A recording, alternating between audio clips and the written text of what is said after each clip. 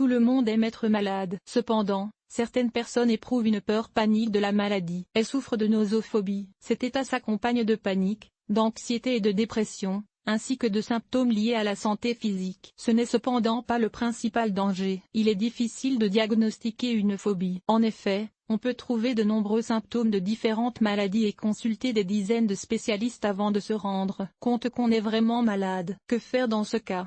Quel est le meilleur moyen de vaincre la nosophobie? Qu'est-ce que la nosophobie? En psychologie, la nosophobie est la peur de tomber malade. Selon les experts, cette peur est très fréquente. Chez l'adulte, elle se développe sur fond de stress fréquent, de névrose et d'autres troubles, avec des effets négatifs prolongés sur le psychisme et le système nerveux. Ces phobies n'ont pas d'objet de peur spécifique.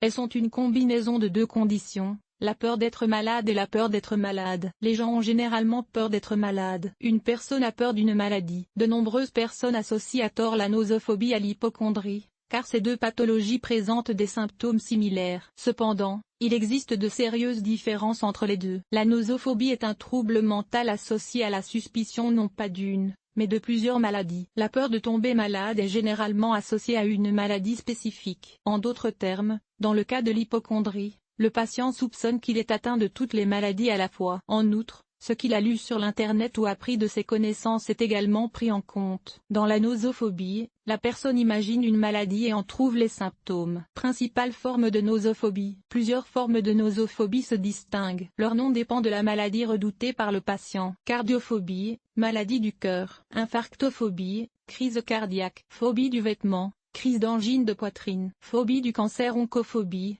peur d'être confronté à une maladie tumorale. Diabète, troubles liés au diabète. Spidophobie, sida. Syphilis, Démentophobie, démence. Selon les psychologues, les plus courantes sont la cardiophobie et la cancérophobie. Raison de l'apparition de la nosophobie. La nosophobie a 6 causes principales. Il existe également un certain nombre de facteurs qui favorisent son développement. Les raisons de la nosophobie: souvenir néfaste de la maladie ou observation prolongée de la maladie d'un proche. Les effets négatifs sont douloureux, la perte de la capacité à se déplacer, la longueur des traitements ou leur coût élevé et leur inaccessibilité, la nécessité d'avoir quelqu'un pour s'occuper d'eux. Enfin, la situation est exacerbée lorsque la maladie conduit à la mort. Des expériences négatives de diagnostic et de traitement. Ces cas ne sont pas rares. Les médias et l'Internet relatent de nombreux cas où des diagnostics erronés ont été posés et où les patients ont opté pour des traitements inappropriés. En conséquence, l'état des patients s'est détérioré. La peur de la mort. Selon les psychologues, la nosophobie est une option de la turnatophobie. La personne croit que toute maladie peut entraîner sa mort. Le désir d'être sous les feux de la rampe. Certains enfants ont reçu des soins et de l'amour de la part de leurs parents au moment de la maladie. Parmi eux, les nuisophobes adultes grandissent et sont excessivement préoccupés par leur santé. Garde excessive.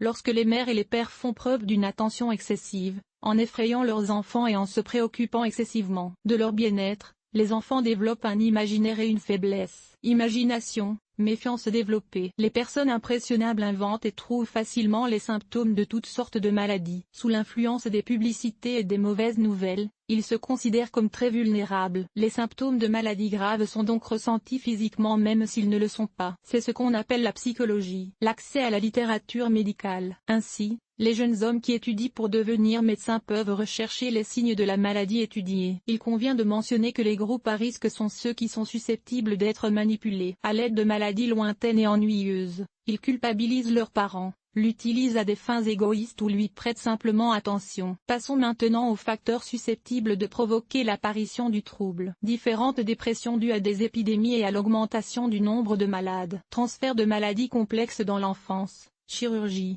Les nosophobes peuvent craindre la répétition des situations. Augmentation des différents troubles mentaux, du doute et de l'anxiété. Troubles cérébraux.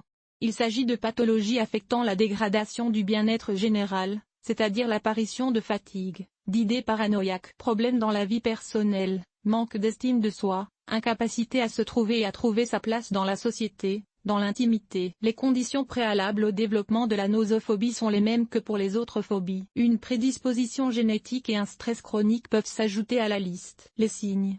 La nosophobie se manifeste par des symptômes psychologiques et somatiques. L'anxiété excessive. 2. Panique, selon l'opinion des gens, dans des situations qui peuvent conduire à l'apparition d'une maladie. Dépression, apathie, spleen, difficulté de communication avec l'entourage, restriction de contact.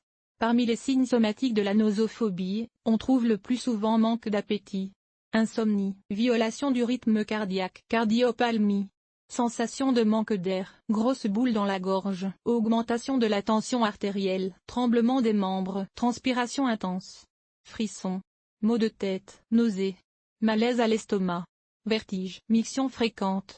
Plus ces symptômes sont nombreux, plus la croyance en l'existence d'une maladie particulière est forte. Les gens considèrent la fatigue, même banale, comme le signe d'une pathologie grave. La nosophobie peut être facilement identifiée par son comportement, passe souvent des tests médicaux sans raison. Il applique souvent des procédures d'hygiène et se distingue par une propreté excessive. Évite les personnes malades. Passe beaucoup de temps à lire la littérature médicale et à regarder les programmes télévisés correspondants. Fait preuve d'une attention accrue au bien-être. Il s'intéresse toujours à ses vêtements et les choisit en fonction du temps qu'il fait. Il pose lui-même un diagnostic et prescrit un traitement. Les symptômes énumérés ne se manifestent pas immédiatement, mais par étapes. Il y a donc d'abord une légère inquiétude en raison de la capacité à infecter quelque chose. Les symptômes suivants sont des maladies présumées. Tout cela s'accompagne d'une dépression et d'une nostalgie. Les obsessions deviennent de plus en plus fortes. Bientôt, elles s'accompagnent d'un comportement qui vise déjà à se protéger complètement. Des méthodes thérapeutiques classiques et populaires sont utilisées. Diagnostic.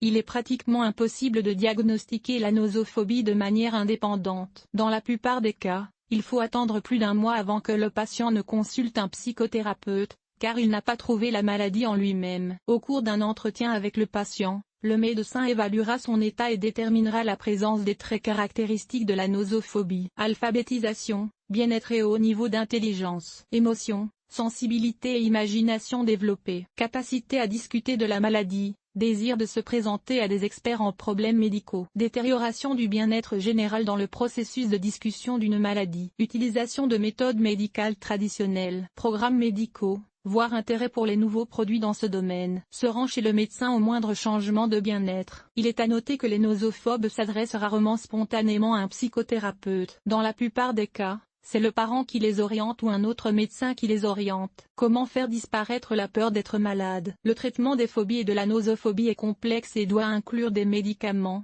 une psychothérapie et une lutte indépendante contre la maladie. Traitement médicamenteux. Les médecins prescrivent généralement 2 groupes de médicaments les tranquillisants. Ils sont pris dans les 2 semaines qui suivent. Ils aident à faire face au stress psychologique. Les sédatifs. Ils apaisent, éliminent les problèmes de sommeil, soulagent le système nerveux et aident à faire face à l'irritabilité. Il convient de rappeler que seul le médecin est habilité à choisir le médicament, le dosage et la durée du traitement. L'auto-administration est dangereuse. Psychothérapie. Les méthodes cognitivo-comportementales s'imposent avant tout. Leur essence est la suivante. Le patient doit prendre conscience de l'existence même du problème et considérer la non-phobie comme une véritable maladie. Les psychothérapeutes aident à identifier les raisons du développement de la peur de tomber malade. Ils travaillent avec eux pour s'assurer que les effets traumatiques sur le psychisme ne sont plus possibles. Le médecin crée une attitude positive dans l'esprit du patient et modifie son attitude à l'égard de la maladie et de sa santé. Au cours des séances de psychothérapie, la personne apprend à contrôler les émotions négatives et les symptômes somatiques de la nosophobie. Travail autonome. Que sont les nosophobies? Ce sont des obsessions, des peurs d'être infecté par quelque chose. Pour la combattre, il faut d'abord apprendre à se débarrasser de ces pensées. Comment y parvenir? Concentrez-vous sur la guérison. Observez l'amélioration du bien-être, et non l'apparition de symptômes imaginaires de la maladie. Faites appel à l'imagination et présentez une purification et un rétablissement complet du corps. Imaginez comment le corps est saturé d'oxygène. En outre, tout doit être fait pour que l'état de santé s'améliore de jour en jour. Il s'agit d'une bonne alimentation, du sport et de promenades régulières à l'air libre. Il est important de saluer la mise en œuvre de ces recommandations. Qu'est-ce qui peut encore aider à lutter contre la nosophobie? Dès que vous ressentez une poussée de panique et d'anxiété, faites des exercices de respiration. Inspirez profondément, retenez votre souffle et expirez brusquement. Répétez ces exercices plusieurs fois. Détendez-vous et tendez la main. Cet exercice peut également vous aider à faire face à la panique. Détendez-vous avec tout votre corps et retenez votre respiration pendant quelques secondes. Parlez à votre jeu intérieur. Dialoguez pendant au moins 5 minutes. Parlez-moi de vos émotions, de vos peurs et de vos sensations physiques. Rassurez-vous comme si vous le faisiez avec une personne extérieure. Et n'oubliez pas le plus important, la reconnaissance accélère considérablement la guérison. N'essayez donc pas de vous trouver des excuses. Respectez scrupuleusement vos rendez-vous chez le médecin. La nosophobie et la peur de la maladie ont un impact significatif sur la qualité de vie. Ce n'est pas surprenant. En effet, une personne pense qu'elle est atteinte d'une maladie grave ou qu'elle va être infectée par quelque chose. En même temps, elle consacre beaucoup de temps à une vie heureuse, mais aussi à des recherches sur la littérature médicale et les procédures d'hygiène. Seul un psychothérapeute peut aider dans ce cas. Par conséquent, si vous remarquez des signes de ce trouble chez vous ou chez un proche, n'hésitez pas à demander l'aide d'un professionnel.